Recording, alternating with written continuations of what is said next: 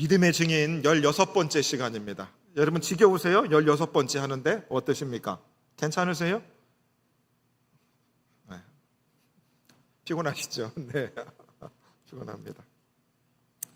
오늘은 입다에 대해서 한번 생각해 보겠습니다. 입다. 뭐를 입다. 자, 32절의 말씀은 기드온, 바락, 삼손, 입다였습니다. 다 사사시대의 하나님께서 부름받은 사사들에 관한 이야기입니다. 자, 이 사사들 4명이 어땠는가? 자, 기드온이라고 하는 사람은 포도주 틀에 숨어 있던 겁쟁이였던 사람입니다. 바락이라고 하는 사람은 조건을 달고 주저했던 사람입니다. 지난주에 살펴보았던 삼손은 정욕에 눈이 멀어서 나시린의 서원을 스스로 짓밟았던 사람입니다.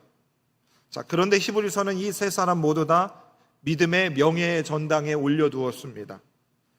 자, 그래서 여러분 이런 겁니다. 하나님께서 기록하시는 믿음의 장부는 세상의 기준과 다르다는 겁니다. 대학교에 가면 대학교를 위해서 1억을 낸 사람들 금색 동판 비스무리하게 해서 이름을 이렇게 적어줍니다.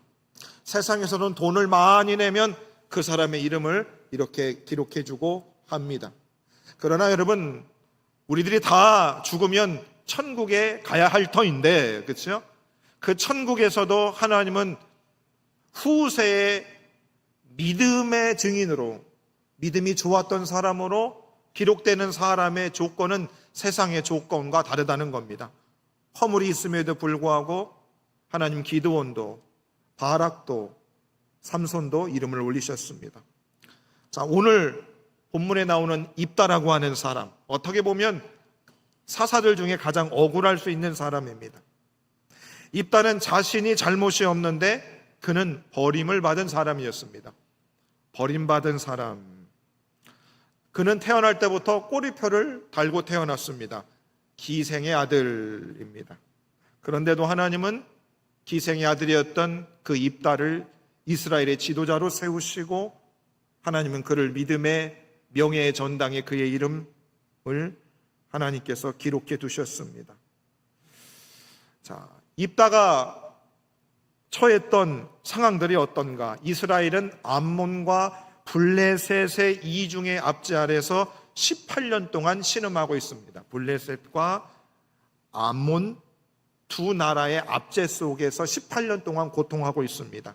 그 절망의 시대 속에 하나님은 꼬리표가 달린 기생의 아들 입다를 하나님께서 세워서 이스라엘을 살려내십니다. 버림받고 쫓겨났던 그 입다를 하나님이 세우신다는 겁니다. 그래서 여러분, 시대의 영웅은 조건과 자격과 세상 사람들이 흠모할 만한 여러 가지 것을 갖춘 사람을 하나님이 사용하시기도 하지만 그런 조건이 없음에도 불구하고 하나님은 하나님의 나라와 영광을 위해서 사람들을 들어 세우신다 이 말입니다. 우리 교회에 잘나신 분들 손 한번 들어보세요. 옆에 분들 보시고 잘나신 분, 조건이 좀 좋으신 분 있으세요? 우리 아버지가 대통령이었다. 한 분도 안 계세요. 입다가 기생의 아들입니다. 기생의 아들. 자, 하나님이 그런데 그를 들어 쓰셔서 명예의 전당에 이름을 세웠다. 어떻게 하셨는가? 자, 그의 출생을 이렇게 말합니다. 사사기 11장 1절부터 2절 말씀 보면 이렇게 됩니다. 한번 볼까요? 길르앗 사람 입다는 큰 용사였으니, 큰 용사였다 합니다. 기생이 길르앗에서 낳은 아들이고 길르앗에서 기생이 낳았다. 자, 길르앗의 아내도 그의 아들들을 낳았더라. 그의 아내들의 아들들이 자라매 입다를 쫓아냈다.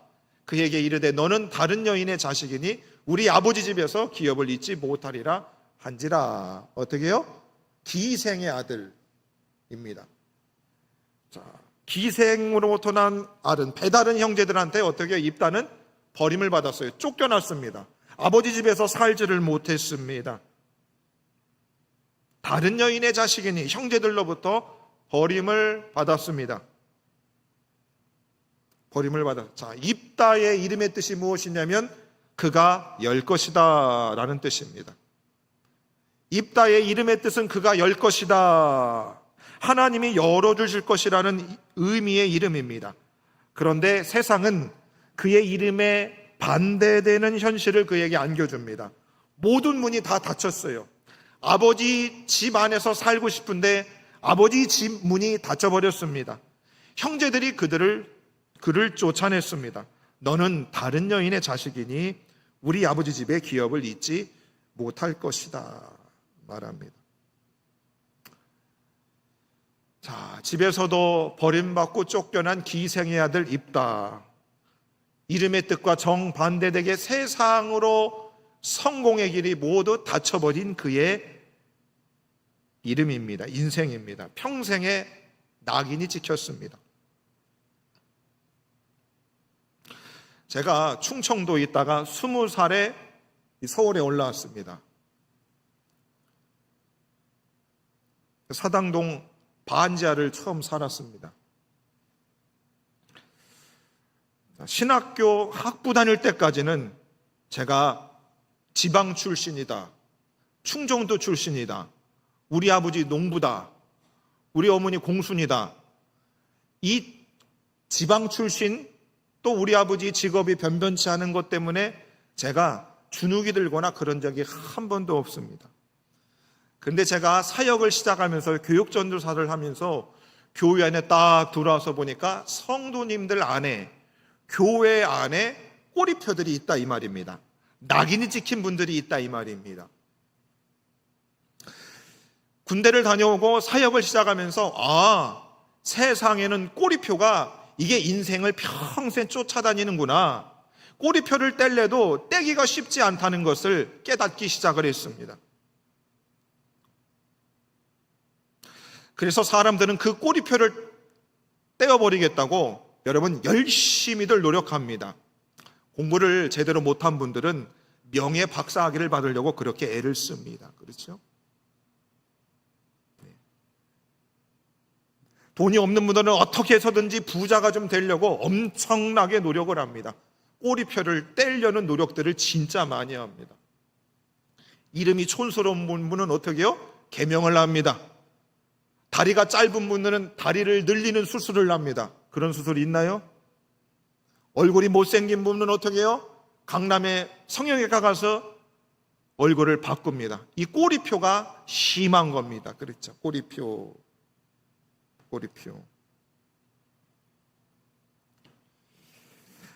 자, 입다도 그 인생의 꼬리표가 평생을 달고 다녔습니다.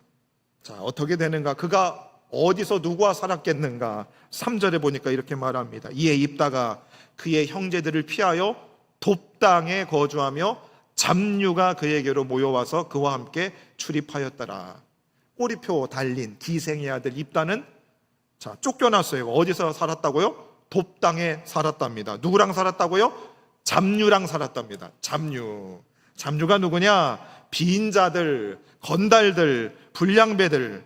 그러니까 좋게 말하면 사회에서 버림받은 사람들, 나쁘게 말하면 깡패들하고 바로 입다가 같이 살았다는 겁니다. 기생의 아들 입다가 불량배들의 두목이 되어 돕당을 전전하는 인생을 살았다 이 말인 것입니다. 여러분, 그럼 세상의 기준으로 보면 입다의 인생은 거기서 끝나는 겁니다. 역사의 이름이 남을 이유가 그에게는 하나도 없습니다. 성경 11에서 11장에 그의 이름은 절대로 올라갈 수 없습니다. 더더욱 자격도 없고 그의 인생 자체가 그러한 것입니다. 저도 아마 제가 공주의 대학을 다니다가 총신대학을 들어오지 않았으면 저는 아마 제 생각에 천안쯤 살았을 겁니다. 천안이나 아산에서 살았을 겁니다. 서울 올 리가 만무합니다. 복잡해가지고 어지러워서 못 살겠어요. 촌놈이. 그러나 입다 역시 마찬가지였습니다. 잡류들과 돕당해서 형제를 피하여 살았던 그를 하나님이 어떻게 해요? 불러 세우는 겁니다. 여러분, 그래서 이럴 수 있습니다. 여러분, 자식들 생각하면 마음이 아프시죠? 아유, 나같이 못 배운 부모 밑에서 네가 얼마나 고생이 많냐. 그냥 끌어안고 자식들하고 우는 겁니다. 그렇죠. 그 세상에 붙인 꼬리표, 그 떼기가 얼마나 어렵습니까? 그리고 내가 선택하지도 않는 출신 때문에, 내가 만들지도 않은 상황 때문에 인생의 문이 닫혀버린 분들이 있다, 이 말입니다. 목사님, 그 세월을 말하려면 내가 며칠 밤을 새도 다 못해. 하나님은 세상이 지운 이름을 여러분 지우지 않으신다는 겁니다. 입다의 이름의 뜻이 뭐라고요? 그가 열 것이다. 꼬리표 때문에 모든 인생의 문이 잠긴, 닫혀버린 그의 인생을 하나님이 열 것이다. 진짜 하나님의 방법대로 그의 인생을 하나님이 열어가십니다. 마가복음 7장에 보면 귀 먹고 말 덧없는 자가 있습니다. 귀가 먹였어요. 귀가 닫혀버렸습니다. 세상과 소통이 되지 않아요. 가족들과도 소통이 되지 않습니다. 말을 더듬습니다. 혀가 닫혀요. 자기의 마음의 표현을 하기가 어렵습니다. 그 불쌍한 자가 예수님 앞에 나옵니다. 세상의 어떤 의사도 수단도 막아버렸던 그 귀와 입을 열어주지 못했습니다. 그때 하나님 예수께서 탄식하시며 그의 귀와 그의 입에 손을 대시며 무엇라 선포하십니까? 뭐라고 선포하세요? 에바다. 이는 뭐예요? 열리라 라는 뜻입니다. 세상의 꼬리표 때문에 닫혀버린 그 인생을 향해서 우리 예수님이 열려라 라고 기도하시니 열리는 겁니다. 열리는 겁니다. 그래서 여러분, 예수를 믿으면 인생이 역전될 수 있는 겁니다. 내 인생의 꼬리표가 여전히 나를 따라다니지만 예수 그리스도께서 우리를 위하여 에바다 열리라 하시면 어떻게 해요? 그 꼬리표가 있음에도 불구하고 그것을 넘어서는 하나님의 도우심이 있는 줄 믿으시기를 바랍니다. 제가 말씀드렸죠. 주변의 사람들이 야, 저보고 에덴교회 담임 목사 같다니까 신기해합니다. 왜요? 제 엉덩이에 꼬리표가 있어요, 없어요? 여러분 모르시죠? 꼬리표가 많습니다. 야, 우리 목사님이 정가가 있나? 꼬리표가 있어도 예수께서 열리라 하시면 그 꼬리표를 덮는 은혜가 있습니다. 그러면 인생은 열려질 수 있지요. 있는 겁니다. 자, 암몬 자손이 이스라엘을 치러 옵니다. 그때에 길르앗의 장로들이 난리가 났습니다. 야, 이러다가 우리가 암몬 자손에 의해서 멸망당하겠구나. 그때에 길르앗 장로들이 입다를 데리러 오렵니다. 입다가 싸움을 좀 잘했던 것 같아요. 그러니까 입다를 데려오려고 합니다. 돕당에 가서 암몬 자손과 좀 싸워줘. 당신이 우리의 우두머리가 좀 되어줘. 그래서 암몬 자손을 좀 이기게 해줘 라고 부탁을 하게 됩니다.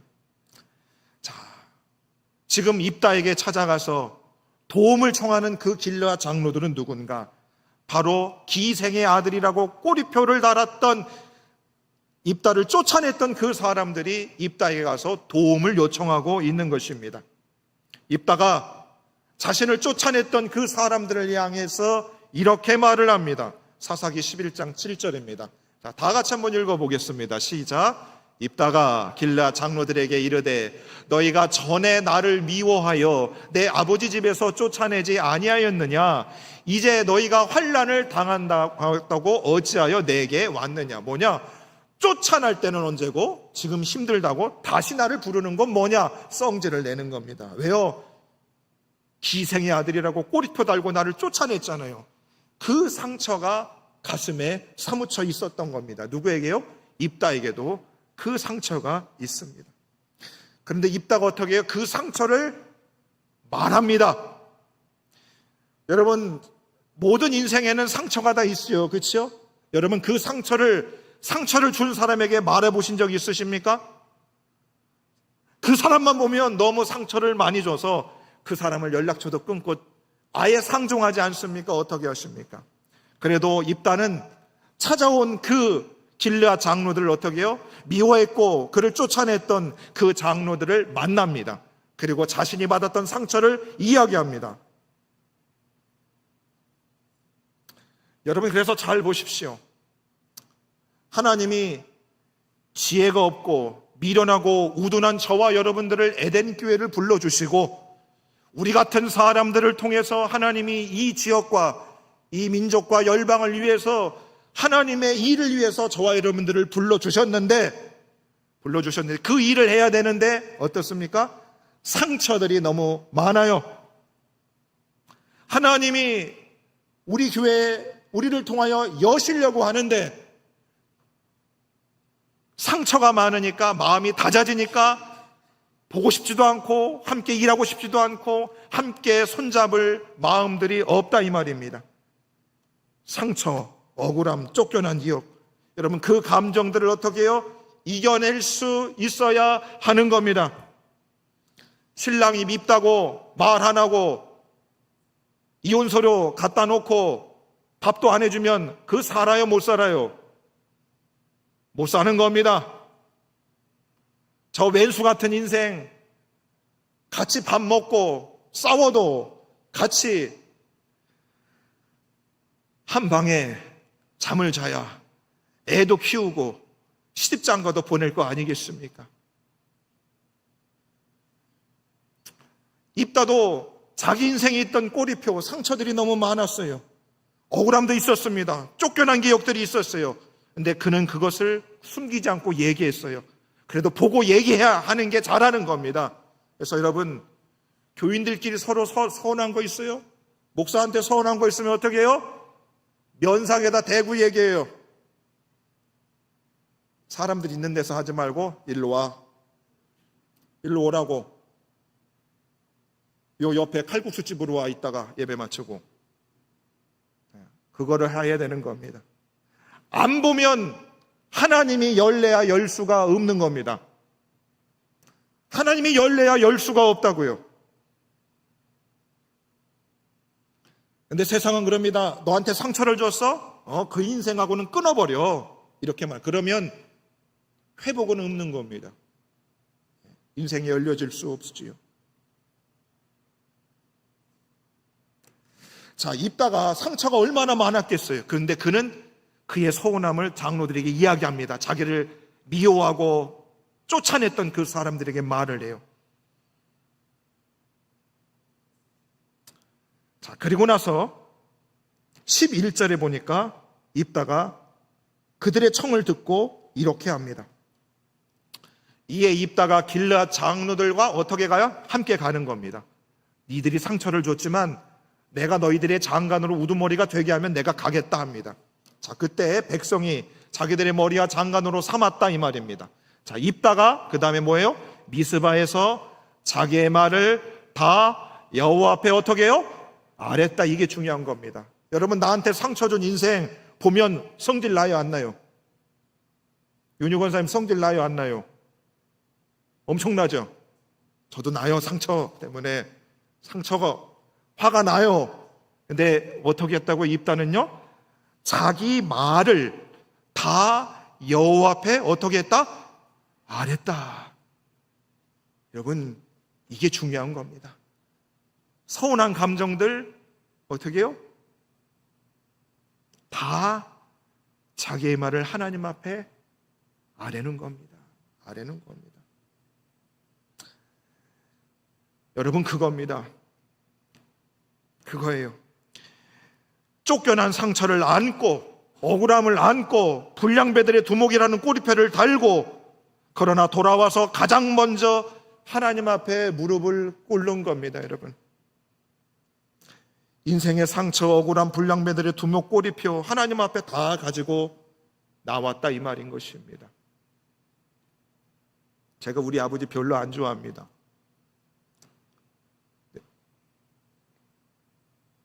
목요일 날 밤에 교회에서 자고 금요일 날 부모님 보러 갔습니다.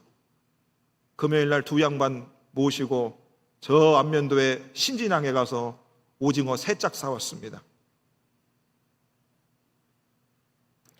교회에 있을까 내려갈까 했는데 자식된 도리로 효도한다고 부모들이 여름인데 집안에만 있으니 얼마나 적적하겠습니까?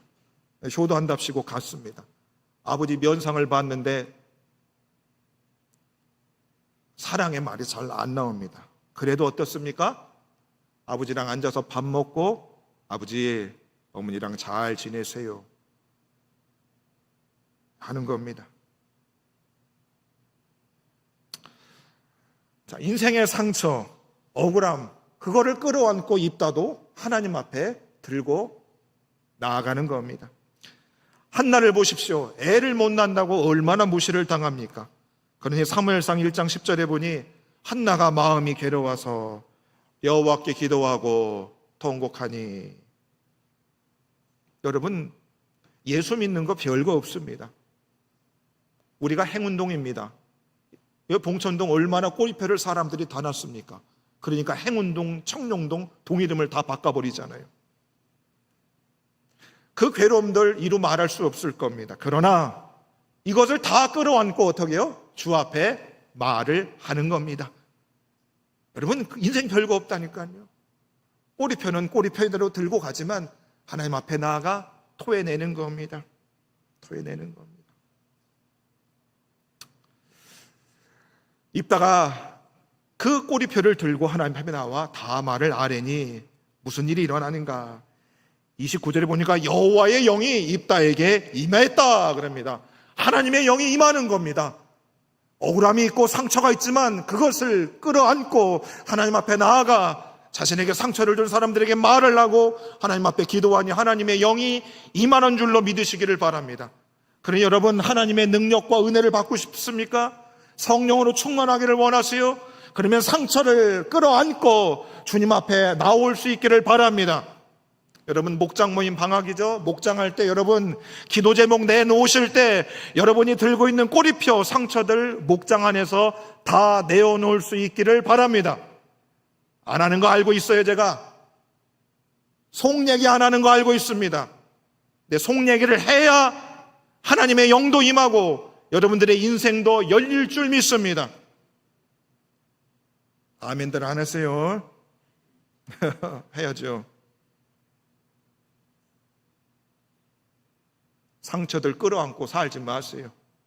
마음만 더 무거운 겁니다. 예수님 앞에 나와서 예수의 피로 한 형제자매 된 성도들끼리 서로 그런 이야기를 못하면 어디 가서 할 거예요? 다 속병 걸려서 정신과 의사들한테 돈 갖다 바칠 겁니다. 전 집사님이 하시잖아요. 맞다고. 캥기죠.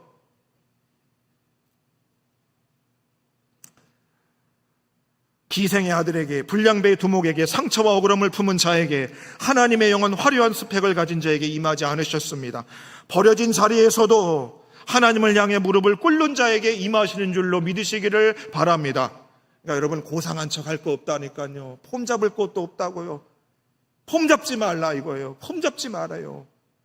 상처가 가득한데 주님 앞에 나와 그것을 이야기를 해야 되지 않겠습니까? 현대교회들이 너무 세련됐어요. 너무 세련됐어요. 옛날에는 교회 마룻바닥에서 그냥 무릎 꿇고 통곡을 하고 울었는데 울지를 않아요. 옷 지저분해질까봐. 이 옷이 35만 원짜리인데 드라이클리닝 맡길 수가 없으니까 아까운 겁니다. 기생의 아들이 쫓겨나 불량배들과 살면서도 하나님의 역사를 그는 잊지 않았어요. 상처를 달고 살지만 그것을 하나님 앞에 가지고 나아겠어. 자신의 입으로 말하면서도 얼마나 힘들었겠습니까? 그런데 그것이 바로 입다가 하나님의 명예의 전당에 들어간 줄, 그 이유가 된 줄로 믿으시기를 바랍니다. 거기에 있는 겁니다. 여러분, 제가 총신대 신학과와 총신대 신대원을 나왔습니다. 목회자 시장에 담임 목사 청빙할 때에 서울 연고대 학부를 나오고 총신대 신대원 사람을 1순위로 뽑습니다. 두 번째가 총신대 신학과랑 총신대 신학대학원을 사람 이순이 뽑는 것 같습니다. 저도 나름 조건이 괜찮다고들 합니다. 근데 저는 그게 1도 신경 쓰지 않습니다. 여러분, 목회자를 뽑는데도 조건을 따지고 꼬리표가 있는지 없는지를 엄청 사람들이 살핍니다. 이해가 안 되는 것도 아닙니다. 그러나 그렇게 해서는 아무런 일도 역사도 나타나지 않는다 이겁니다. 여러분, 어떤 인생치고 꼬리표 없는 인생이 어디 있습니까? 허물 없는 인생이 어디 있습니까? 그것을 인간 스스로 덮으려다가 패망한 사람들이 한둘이지 않습니까? 오늘 입다는 바로 자신의 상처, 꼬리표가 있음에도 불구하고 그것을 하나님 앞에 가지고 나아갔을 때에 그가 하나님 앞에 쓰임받은 것을 우리에게 가르쳐주고 있는 줄로 믿으시기를 바랍니다.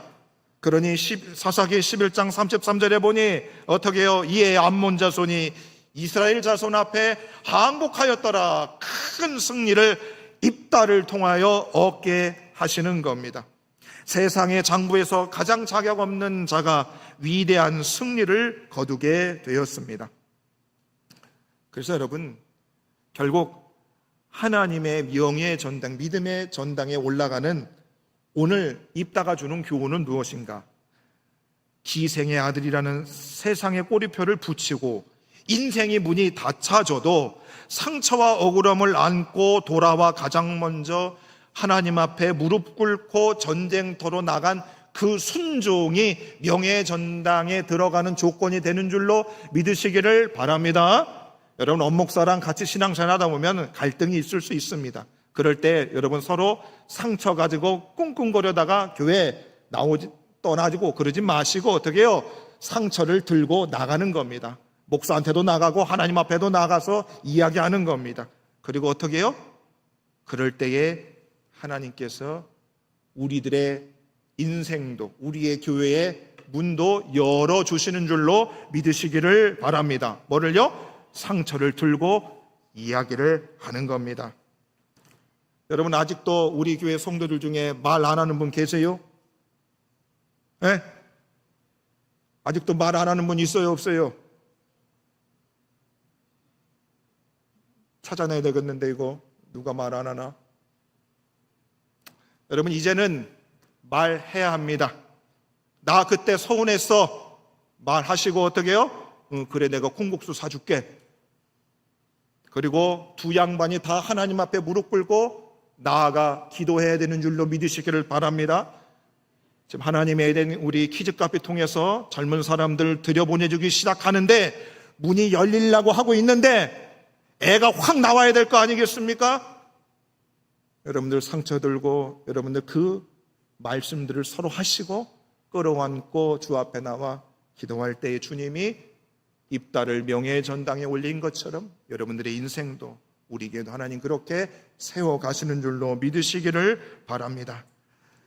여러분, 평생 꼬리표 달고 살아서 억울했던 분들, 오늘 이 입다의 말씀 통해서 주께서 모든 여러분들의 꼬리표 넘어서는 주님이 열어주시는 인생 되기를 바랍니다. 자, 마지막으로 이 구절 한 구절 읽고 설교를 마칩니다. 다 같이 한번 읽어보겠습니다.